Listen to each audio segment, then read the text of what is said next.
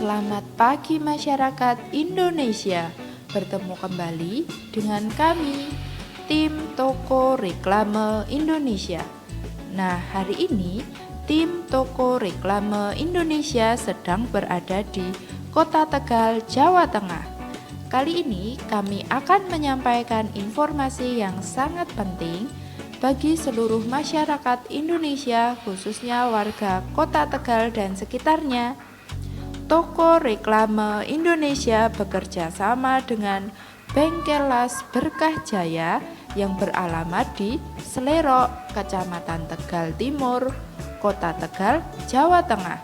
Bagi kalian warga Kota Tegal dan sekitarnya yang sedang membutuhkan jasa advertising seperti jasa pembuatan dan pemasangan neon box, jasa pembuatan dan pemasangan plang papan nama toko, jasa pembuatan dan pemasangan baliho atau billboard, jasa pembuatan dan pemasangan letter huruf timbul, jasa pembuatan dan pemasangan branding atau wrapping mobil, jasa pengurusan pajak dan izin reklame, bisa langsung hubungi kami Toko Reklame Indonesia di nomor 081 21 51 71 577 atau kalian bisa langsung kunjungi Bengkel Las Berkah Jaya yang beralamat di Selerok, Kecamatan Tegal Timur,